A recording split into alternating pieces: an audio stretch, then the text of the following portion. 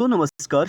राजनीति विज्ञान विषय से संबंधित आज हम राजनीतिक सिद्धांत और विचार, तुलनात्मक राजनीति, अंतर्राष्ट्रीय संबंध और लोक प्रशासन से संबंधित सभी क्वेश्चनों को एनालिसिस करेंगे।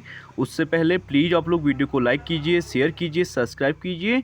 तो चलिए स्टार्ट करते हैं। आज का पहला क्वेश्चन है, सावरकर के अनुसार वे कौन से 3 बंधन हैं जो हिंदुओं को जोड़ते हैं?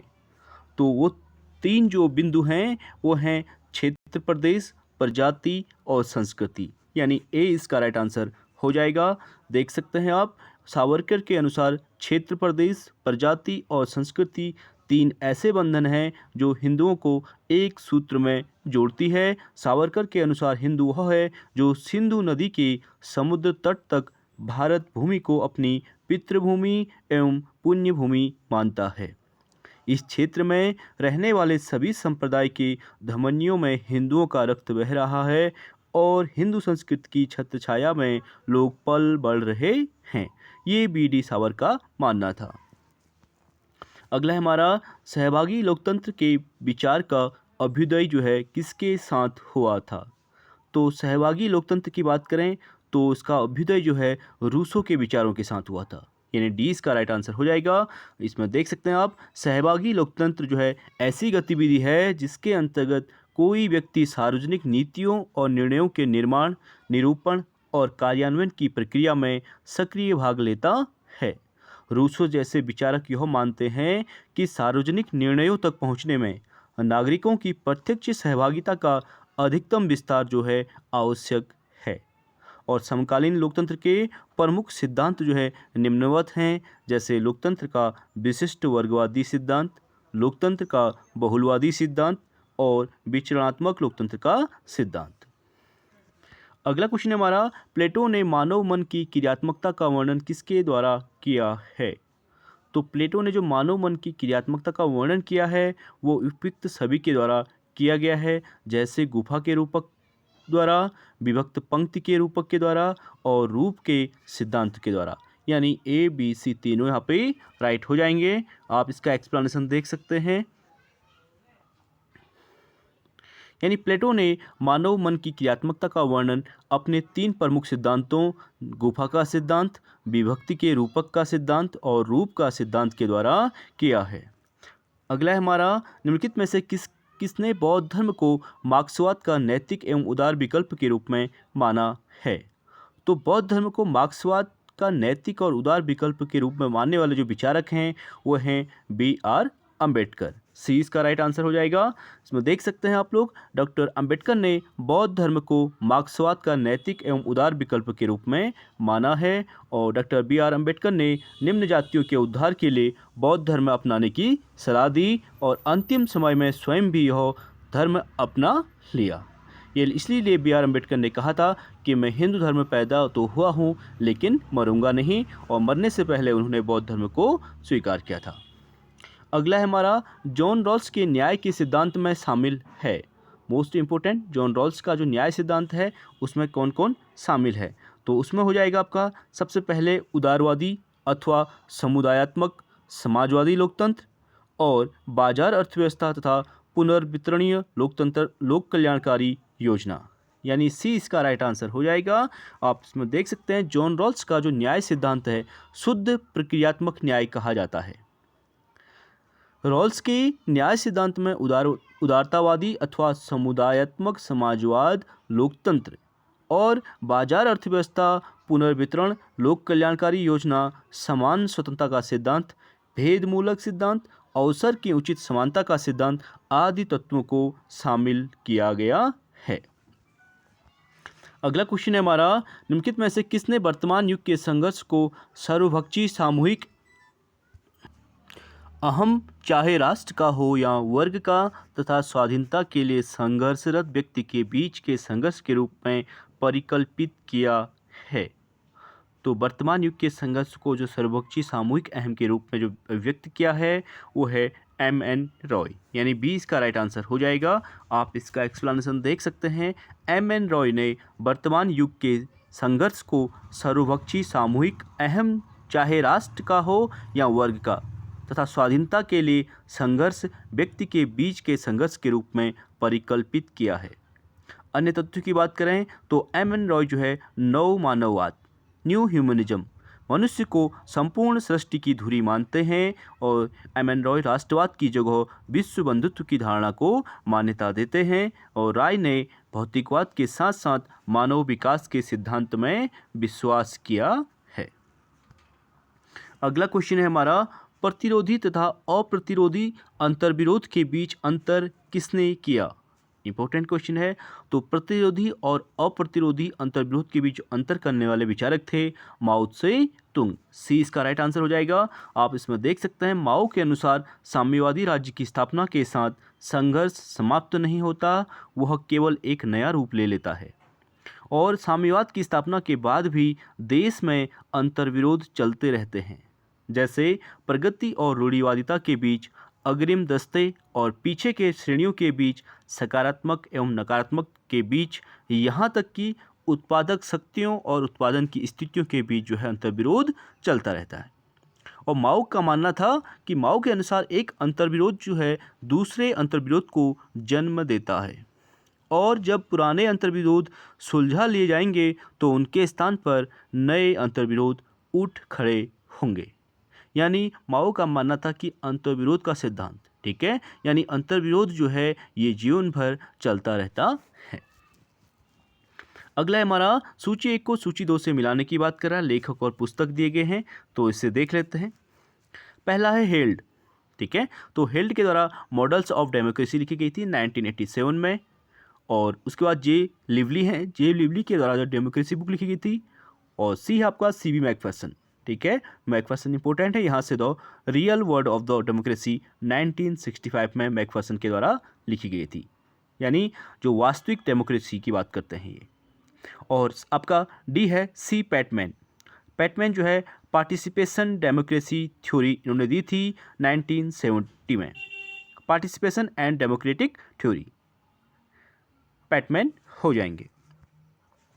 अन्य तथ्यों की बात करें, स्वत्वमूलक व्यक्तिवाद की संकल्पना भी जो है सी बी मैकफर्सन के साथ जुड़ी है। मोस्ट इंपोर्टेंट, बहुत बार पीजीटी और नेट में पूछा गया है कि स्वत्वमूलक व्यक्तिवाद की सिद्धांत जो है किसके द्वारा दिया गया था, तो इस स्वत्वमूलक व्यक्तिवाद की बात करते हैं सी बी मैकफर्सन, और सृजनात्मक स्वतंत्रता भी मैकफर्सन की संकल्पना है, ठीक है, क्रिएटिव लिबर्टी। अगले क्वेश्चन की बात करेंगे, नीचे दो वक्तव्य दिए गए हैं, एक को अभिकथन और दूसरे को कारण कहा गया है। तो अभिकथन है जॉन स्टुअर्ट मिल एक अनिच्छुक लोकतंत्रवादी है, और कारण है इसका सभी लोग लोकतंत्र के अनुरूप हैं। तो यहाँ पे जो है सी इसका राइट आंसर हो जाएगा, यानी अभिकथन सही है, कारण इसका रॉन्ग हो जाएगा, क्योंकि सभी लोग जो है लोकतंत्र के अनुरूप नहीं होते हैं, जो है सभी लोग लोकतंत्र से खुश नहीं हैं, कुछ लोकतंत्र के अलावा अन्य उपाय भी अपनाते हैं। यानी जॉन स्टुअर्ट मिल को एक अनुच्छिक लोकतंत्रवादी कहा जाता है, बिल्कुल राइट स्टेटमेंट है, यहाँ पे कारण रॉन्ग हो जाएगा, यानी सी इसका राइट आंसर हो जाएगा। ए सही है परंतु आर गलत है। अब क्यों गलत है देख लिख सकते हैं आप लोग। लोकतंत्र और सामाजिक प्रगति से जुड़ी हुई समस्या पर विचार करते हुए जॉन स्टुअर्ट मिल ने अभिव्यक्ति की स्वतंत्रता के महत्व पर विशेष बल दिया है, और मिल आधुनिक लोकतंत्र के लिए केवल प्रतिनिधि शासन की प्रणाली को ही उपयुक्त समझते हैं। उस आधार पर कथन क्या हो जाएगा, सही हो जाएगा, जबकि कारण गलत हो जाएगा।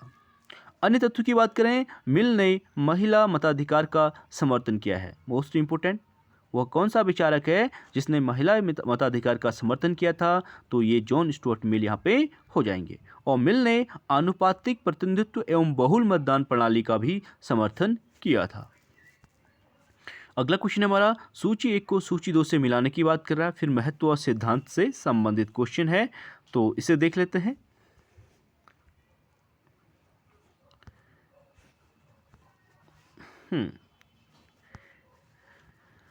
यहाँ पे जो है आयोग के द्वारा इस प्रश्न को जो है रॉन्ग माना गया है, तो अगला क्वेश्चन बात करेंगे। अगला है हमारा, निम्नलिखित कथन को आप किस सैद्धांतिक उपागम से संबंध करेंगे।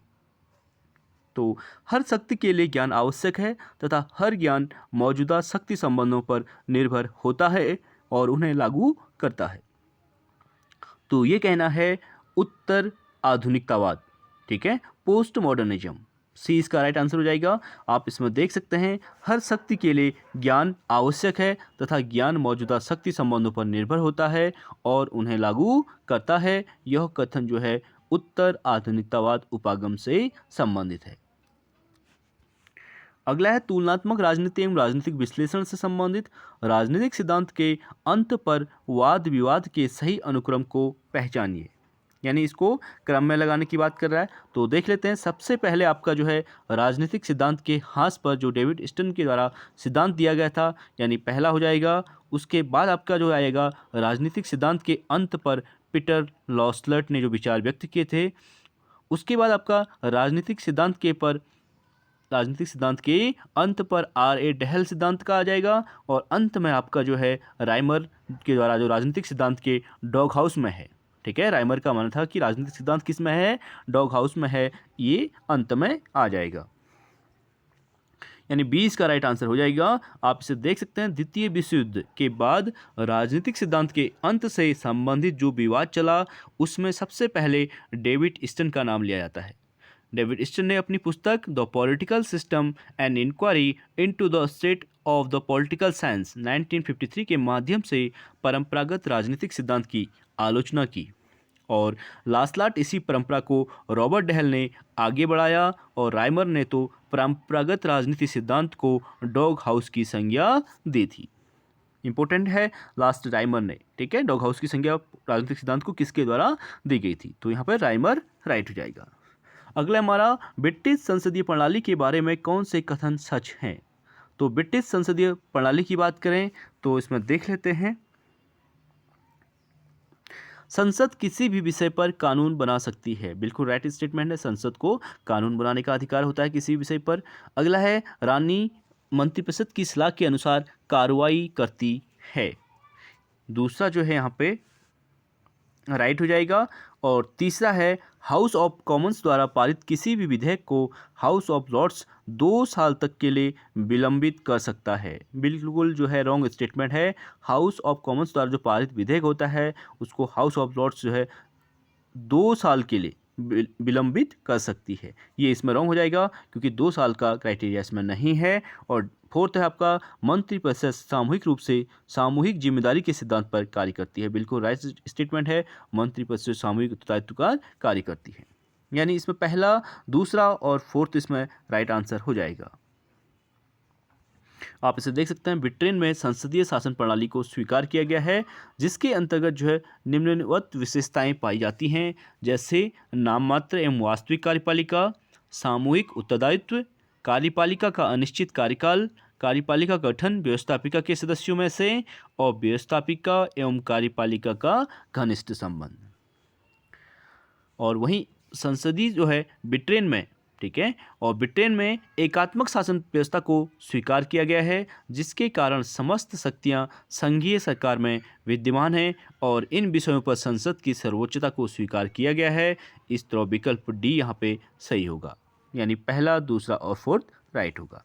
अगला हमारा सूची 1 को सूची 2 से मिलाने की बात कर रहा है, निर्वाचन प्रक्रिया और देश से संबंधित इंपॉर्टेंट क्वेश्चन है, तो इसे देख लेते हैं। सबसे पहले है फर्स्ट पास द पोस्ट प्रणाली, ठीक है, फर्स्ट पास द पोस्ट प्रणाली की बात करते हैं यूएसए में। दूसरा आपका द्वितीय बैलेट प्रणाली, तो द्वितीय बैलेट प्रणाली का प्रयोग जो है फ्रांस में किया जाता है और अतिरिक्त सदस्य प्रणाली की बात करते हैं जर्मनी में और पार्टी सूची प्रणाली की बात जो की जाती है स्विट्जरलैंड में। आप इसे देख सकते हैं, फर्स्ट पास द पोस्ट जो है यूएसए से संबंधित हो जाएगा, द्वितीय बैलेट प्रणाली का संबंध फ्रांस से है, अतिरिक्त सदस्य प्रणाली का संबंध आपका जर्मनी से है और पार्टी सूची प्रणाली जो है स्विट्जरलैंड में चालू की जाती है। अगला है संरचनात्मक कार्यवाद मूलतः है, तो संरचनात्मक जो कार्यवाद का संबंध है वो जांच पड़ताल का एक ढांचा, ठीक है, सी इसमें राइट आंसर हो जाएगा। आप इसमें देख सकते हैं, संरचनात्मक कार्यवाद मूलतः एक अन्वेषण की प्रक्रिया है जो किसी घटना के अध्ययन के लिए आधुनिक प्रकार्यवाद का प्रयोग रूप है और संरचनात्मक प्रकार्यवाद का लक्षण राजनीतिक व्यवस्था के लिए एक वैज्ञानिक सिद्धांत की व्यवस्था करना है। ऑलमंड ने राजनीतिक विश्लेषण के क्षेत्र में संरचनात्मक प्रकार्यवाद की नींव रखी है, किसके द्वारा, ऑलमंड के द्वारा। अगला क्वेश्चन है हमारा, एसपी हंटिंगटन के अनुसार राजनीतिक क्षय तब होता है जब जन गतिशीलता और जन सहभागिता दोनों का योग जो है संस्थान की तुलना में अधिक होता है, तब राजनीतिक क्षय पॉलिटिकल डिके होता है। ये एसपी हंटिंगटन का मानना है। ए इसका राइट आंसर हो जाएगा। आप इसमें देख सकते हैं हंटिंगटन के अनुसार राजनीतिक क्षय तब होता है जब जन गतिशीलता और जन सहभागिता दोनों का योग संस्थान की तुलना में अधिक होता है। राजनीतिक क्षय के निम्न कारण जो है एसपी हंटिंगटन ने बताए हैं। पहला है चुनाव में हेराफेरी और अनियमितता, हिंसा के प्रयोग से विरोध प्रदर्शन, राजनीतिक दलों का विखंडन, शासकों की पूजा करना और राजनीतिक हत्या करना और सरकारी विचारधारा का गुणगान इत्यादि कारण बताए गए हैं। अगला है अभिकथन और कारण से संबंधित क्वेश्चन। यूएस सीनेट दुनिया में सबसे शक्तिशाली द्वितीय सदन है। बिल्कुल राइट स्टेटमेंट है। और कारण है इसका, बहुत कम चीज़ें ऐसी हैं जो राष्ट्रपति और प्रतिनिधि सभा सीनेट के अनुमोदन के बिना कर सकते हैं। तो यहाँ पे जो है दोनों स्टेटमेंट राइट हो जाएंगे और आर ए का सही स्पष्टीकरण भी है। तो ए इसका राइट आंसर हो जाएगा। आप इसका एक्सप्लेनेशन देख सकते हैं। प्रत्येक देश की व्यवस्थापिका में सामान्यतः निचला सदन या प्रथम सदन से उच्च सदन की अपेक्षा अधिक शक्तिशाली होता है, लेकिन अमेरिकी व्यवस्थापिका का द्वितीय उच्च सदन जो है, जिसे सीनेट कहते हैं, निचले सदन की अपेक्षा जो है अधिक शक्तिशाली है।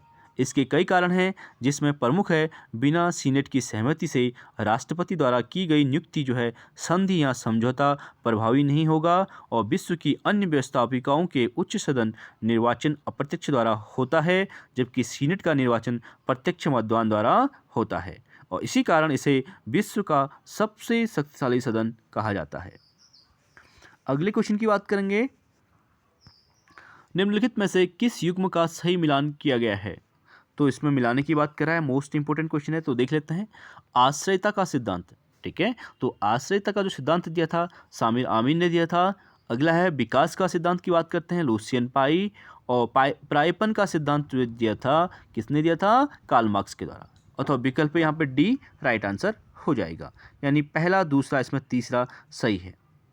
और नकारात्मक स्वतंत्रता का सिद्धांत जो है आइजा बर्लिन ने दिया था, न कि जॉन रॉल्स ने। यहाँ पे फोर्थ इसमें रॉन्ग हो जाएगा। अगला है हमारा, निम्नलिखित में से कौन से अभिलक्षण भारत और यूके में सर्वसामान्य हैं? तो कौन कौन से हैं? संसद की सर्वोच्चता, ये रॉन्ग हो जाएगा। लिखित संविधान, अभिलक्षण जो है सर्वसामान्य हैं। तीसरा है द्विसदन पद्धति, भाई दोनों सदन पद्धति दोनों में है, तीसरा बिल्कुल राइट स्टेटमेंट है। और अगला है आपका, सदन के पटल पर सबसे बड़ी पार्टी का नेता जो है प्रधानमंत्री होता है।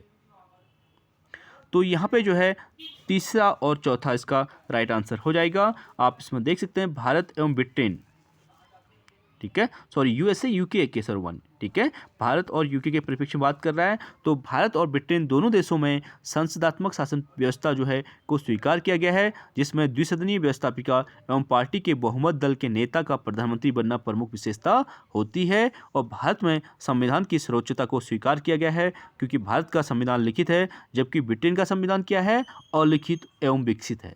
इस तरह विकल्प जो है यहाँ पे सी राइट होगा।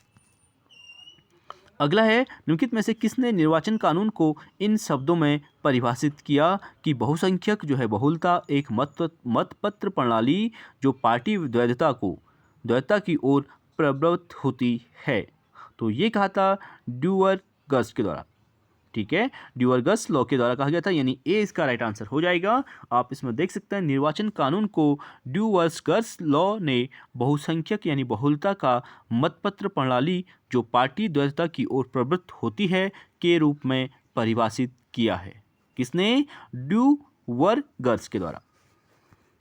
अगला क्वेश्चन हमारा, यूरोपीय चिंतकों द्वारा विकसित निम्नलिखित सिद्धांतों में से कौन सा सिद्धांत 1950 के दशक में यूएस के समाज विज्ञानियों के बीच गर्मागर्म चर्चा का विषय बना था?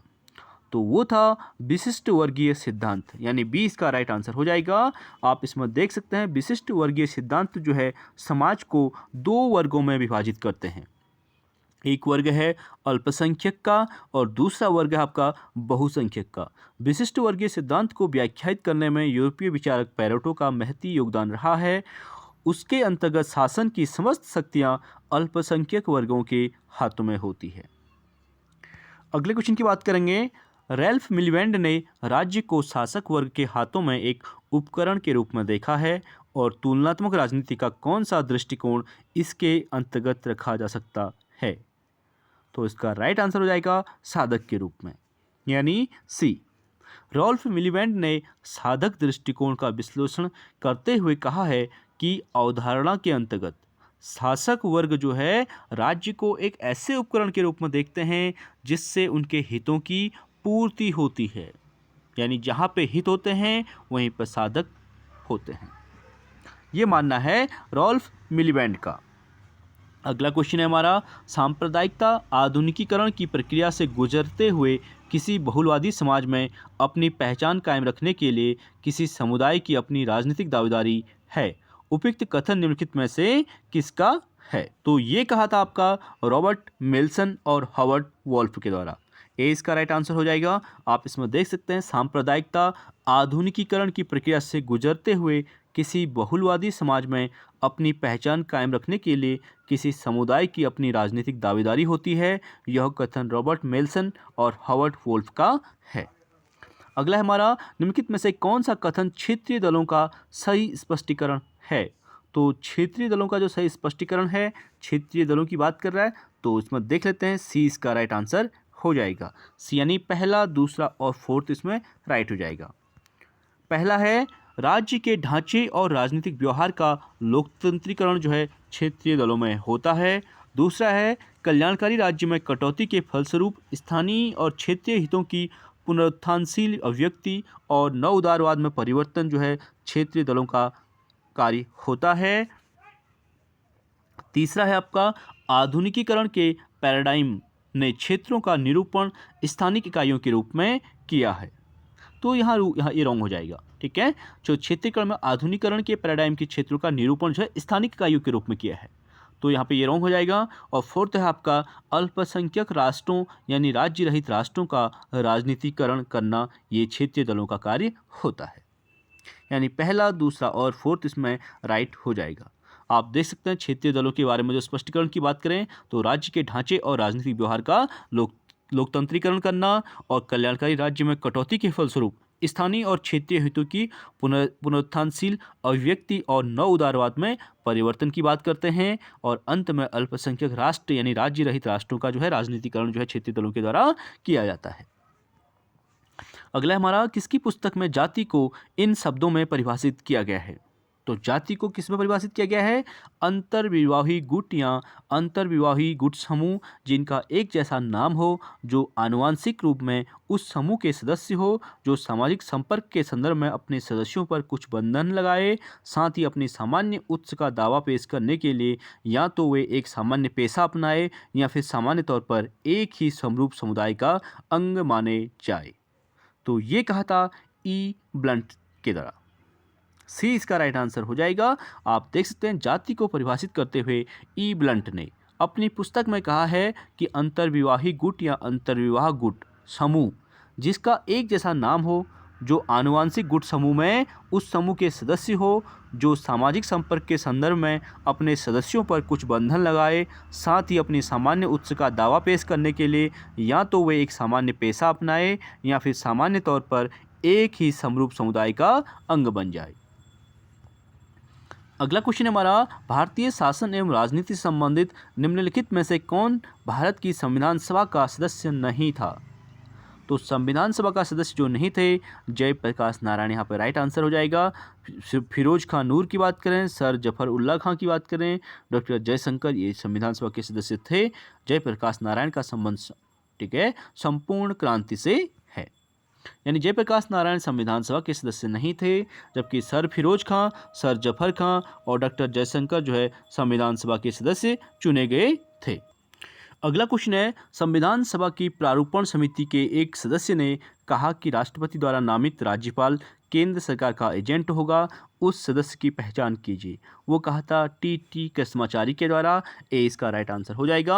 आप देख सकते हैं टी कृष्णाचारी ने संविधान सभा में कहा था कि राष्ट्रपति द्वारा नामित राज्यपाल जो है केवल केंद्र की सरकार के एजेंट की तरह वहाँ पे कार्य करेगा और उसके सिवा कुछ नहीं।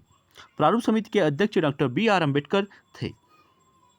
ठीक है, ड्राफ्टिंग कमेटी के जो अध्यक्ष थे BR अम्बेडकर थे, जबकि राजेंद्र प्रसाद संविधान सभा के परमानेंट सदस्य जो है अध्यक्ष यानी बनाए गए थे और उससे पहले सर्वपल्ली राधाकृष्णन को बनाया गया था।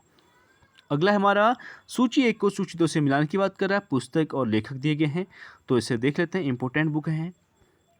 पहला बुक है आपका development planning and Indian state. तो development planning and Indian state की बात करते हैं पार्थ चटर्जी। दूसरा है इंडिया ग्लोबलाइजेशन एंड चेंज। ठीक है, इंडिया ग्लोबलाइजेशन एंड चेंज की बात पामेला सरमर स्मिथ के द्वारा की गई है।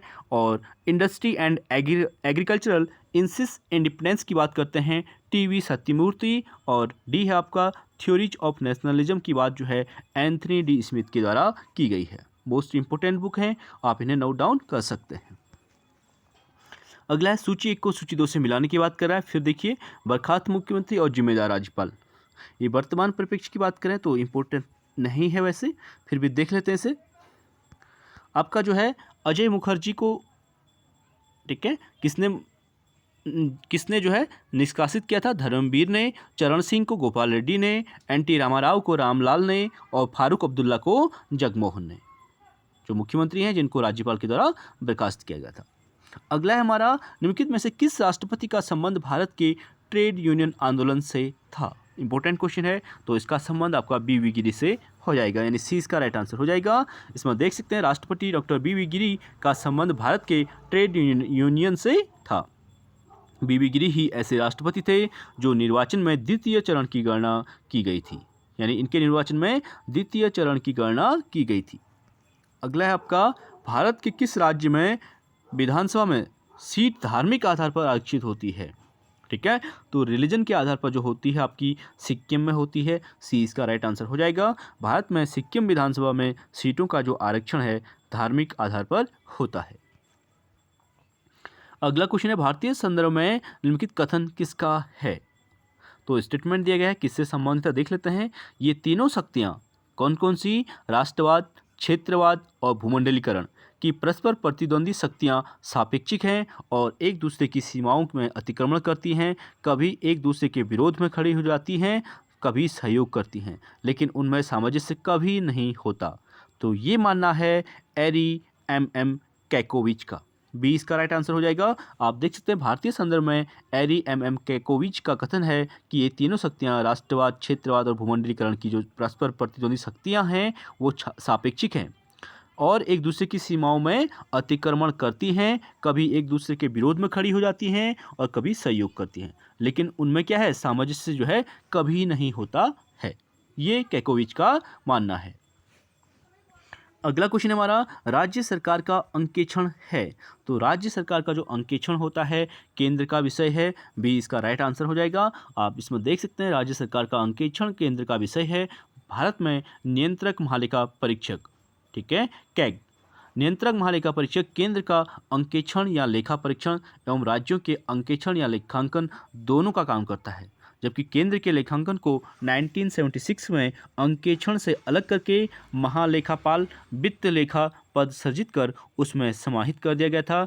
इस तरह कैग केंद्र में अंकेक्षण या लेखा परीक्षण एवं राज्यों के अंकेक्षण या लेखा परीक्षण एवं लेखांकन जो है दोनों देखता है। अगला क्वेश्चन हमारा अवधि समापन लैप्स के नियम का अर्थ है। तो अवधि समापन का जो अर्थ है वो है आपका विधानमंडल द्वारा वोट किए गए सभी विनियोग वित्तीय वर्ष के अंत में समाप्त हो जाते हैं। C इसका राइट आंसर हो जाएगा। अवधि समापन के नियम का अर्थ है कि विधानमंडल द्वारा वोट किए गए जो सभी विनियोग वित्तीय वर्ष के अंत में समाप्त हो जाते हैं। अगला है हमारा निम्नलिखित में से किसके द्वारा एक नवीन अखिल भारतीय सेवा आरंभ की जा सकती है? तो नवीन अखिल भारतीय सेवा आरंभ की जा सकती है संविधान के आर्टिकल 312 के तहत प्रस्ताव पारित करके राज्यसभा के द्वारा। बी इसका राइट आंसर हो जाएगा।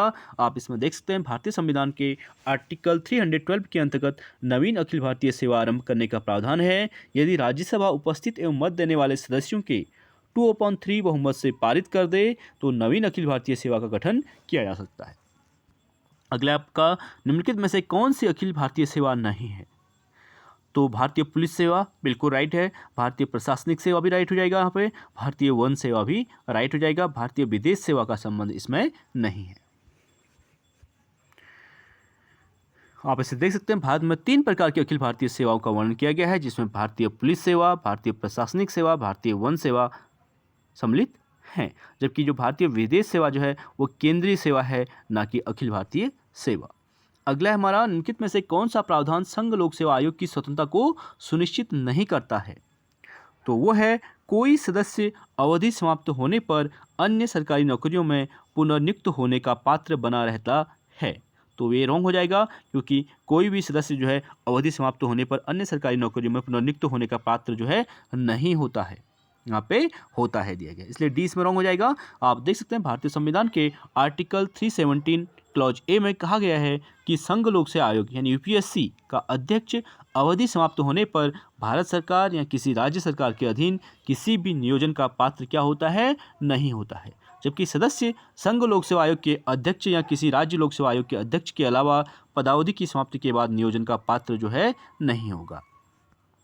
अगला क्वेश्चन हमारा भारत की विदेश नीति पर हिमालय के सीमांत क्षेत्रों के महत्व पर टिप्पणी करते हुए किस नेता ने यह कहा था कि यदि इसका अतिक्रमण किया जाता है तो भारत क्या होगा?